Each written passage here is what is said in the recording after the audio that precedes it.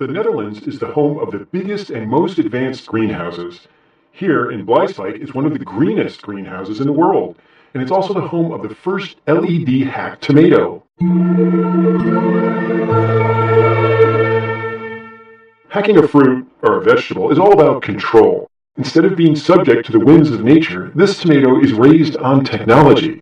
The plant's three food groups, light, carbon dioxide, and nutrients, are all based on cutting-edge research. We try to increase the productivity of the plants by modifying the environmental conditions or the irrigation or the proper nutrient solution so that you have more products at the same amount of input. The three-pronged tomato hack starts with light, or more specifically, with LEDs. Vegetables, they need the light to put enough sugars into their fruits.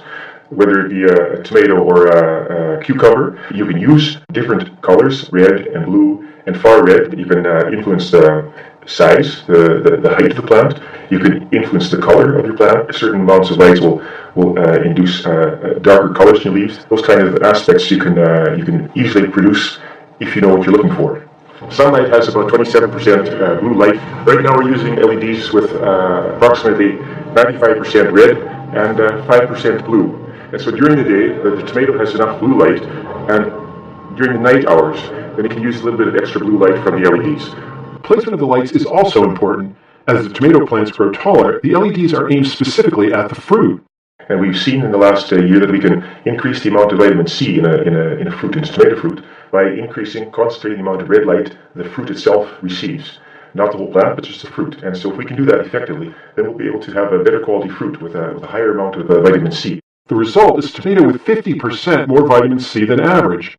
But plants need more than light to grow. They also need food and water. Artificial substrates or nutrient solutions are the next part of the hack. The taste and the flavor of tomatoes largely depends on the composition of the fruit. It's much easier to influence that by using artificial substrates, where you have the possibility of growing the plant at different nutrient levels.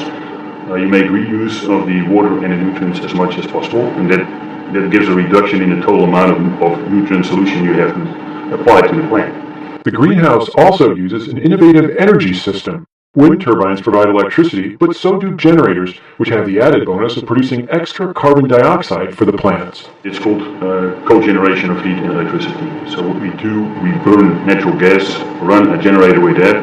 It generates electricity on one hand, but also heat, and it also produces carbon dioxide. And these three components are used for operational control of the greenhouse. Or if you don't need the electricity at the same time, it's brought into the national grid. Cogeneration at Dutch greenhouses like this one provide about 10% of the country's power.